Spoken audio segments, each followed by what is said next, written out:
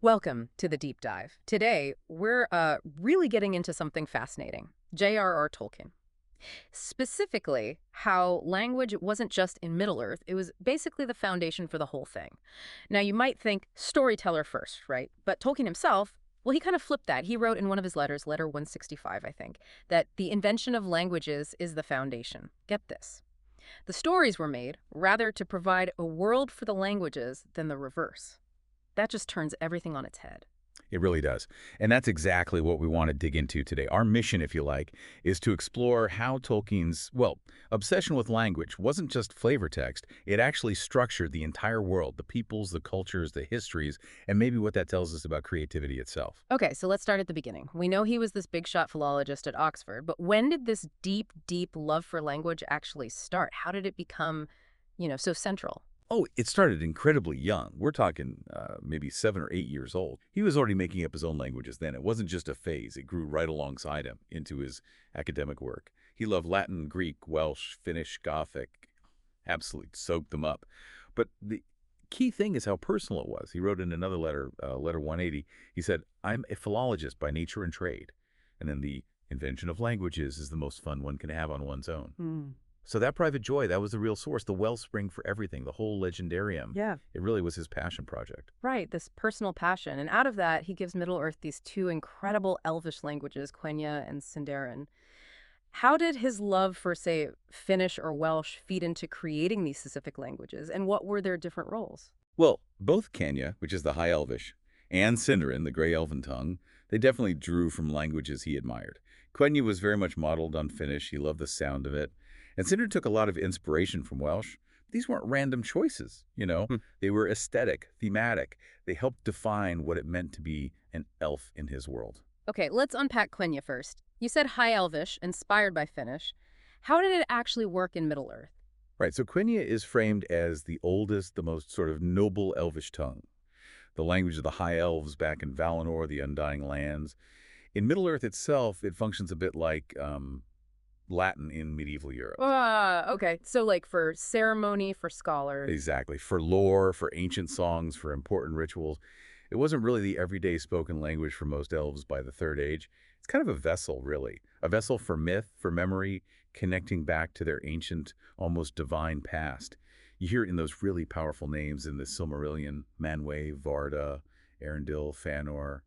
They just sound ancient, don't they? They really do. There's a weight to them. Yes, exactly. And its sound, the poetic rhythm, the complex grammar, it all reflects that deep memory, the sheer age of the elves.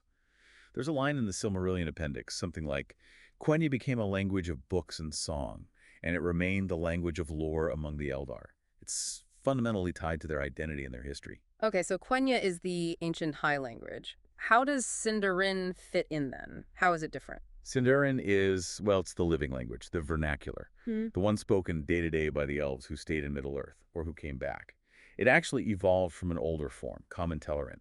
Think of it like how Romance languages evolved from Latin. Okay, so it changed over time. Right. And interestingly, when the Noldor, the High Elves who made Quenya, came back to Middle-earth from Valinor, they mostly adopted Sindarin for daily use.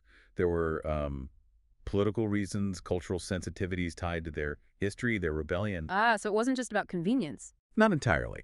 And Sindarin is the Elvish you mostly hear in The Lord of the Rings. Right. It makes the elves feel very present, very real in that story.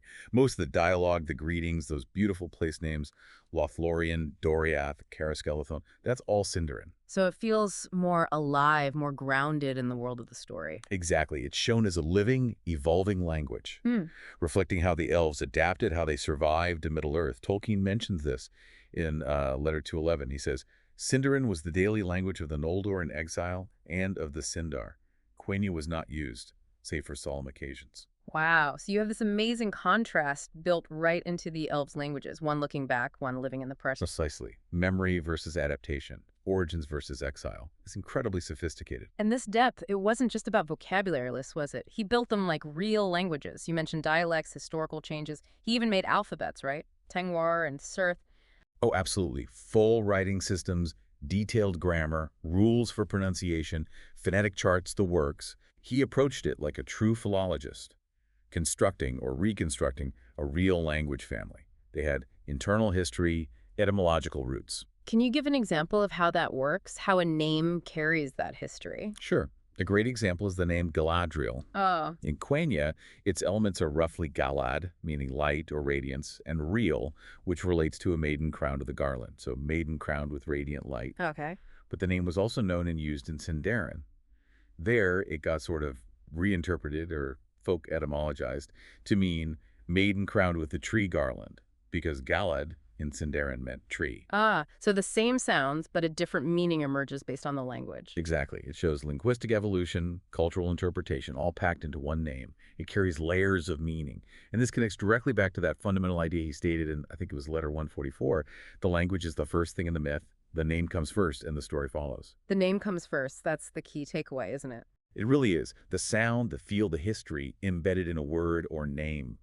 That's what sparked the character, the place, the story itself. It's like the world grew organically out of the sounds. That's just fascinating. So the sounds shape the story. And you see this with the good languages, like Elvish. But language is also tied to power, isn't it? And sometimes darker kinds of power, like the Black Speech of Mordor. Yes, the Black Speech is a stark contrast. It was artificially created by Sauron, and it reflects his nature. It's described as harsh, guttural, unpleasant. It wasn't made for poetry or beauty. It was made for commands, for domination. Utilitarian, almost. Very much so. Think about the inscription on the One Ring. Ashnaz Durbatuluk, Ashnaz Gimbatul. That's Black Speech. The rhythm itself sounds like a harsh command, an incantation to control.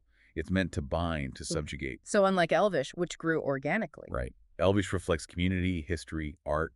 The Black Speech is imposed, artificial, sterile. Tolkien said it plainly in letter 131. Sauron made it for his servants, and crucially, it was never loved. You feel that lack of life in it. That distinction really highlights how language shapes the feeling of the world. Which brings us to immersion, right? Tolkien clearly knew that having these languages, even if readers don't speak them, makes Middle-earth feel solid, real. Absolutely crucial. When you encounter an Elvish poem, or see runes on a map or a doorway, or hear a greeting like Ellen Sila Lumen Omentilvo or a farewell like Namari, it just adds this incredible layer of depth and history. It makes the world feel ancient and lived in. Even if you have no idea what the words mean. Especially then, perhaps. You don't need to understand the grammar to feel the presence of a real, complex language behind the story. It creates texture, authenticity, it deepens the emotional connection, the sense that this isn't just a stage set, it's a genuine place. And he had another trick up his sleeve for that authenticity, didn't he? This idea of him being just the translator. Ah, yes, the conceit of the Red Book of Westmarch. That was quite brilliant. How did that work? What did it allow him to do? Well, by framing himself not as the author, but as the translator and editor of ancient Hobbit chronicles, like the Red Book. It allowed him to explain away inconsistencies or linguistic shifts within the narrative itself. Like a real scholar finding variations in old manuscripts. Exactly like that. He could talk about different naming conventions or how language has changed over time, as if he were analyzing historical sources. He mentions it right in the preface to The List of the Rings, saying the account is drawn mainly from the Red Book of Westmarch. So it adds another layer of belief. A huge layer. It reinforces that illusion of deep history, of uncovering a lost world. It turns the linguistic framework into part of the storytelling magic. That makes it feel incredibly real. So looking back at all this, what's the legacy, this incredibly deep linguistic world building? It must have impacted fantasy writing. Oh, profoundly. Though, honestly, very few authors have even attempted to replicate it on the same scale or with the same, well, philological rigor. It's a monumental achievement. Because Elvish languages are still studied, aren't they? They absolutely are. Quenya and Sindarin are among the most fully developed constructed languages out there. There are dictionaries, grammars, active fan communities who write poetry and prose in them. The Tolkien scholar Tom Shippey put it perfectly. He said, "The languages were not ornament, but the core of the legendarium. The stories grew from them, not around them." Not ornament, but core. That's the essence of it. For Tolkien, language wasn't just decoration you added later. It was the act of creation. The languages carried the culture, the myth, the history. They were the engine. It all comes back to that quote from letter 297. To me, a name comes first and the story follows. From names, from sounds, from grammar, a whole world bloomed. An entire world built on words. Well, that wraps up our deep dive into Tolkien's linguistic forge. It's truly amazing how central language was to bringing Middle-earth to life. It really is. And it leaves you with a thought, doesn't it? If an entire, believable, emotionally resonant world like Middle-earth could spring from this intense focus on language, what does that suggest about the power of the words we use? How we talk, the language we choose.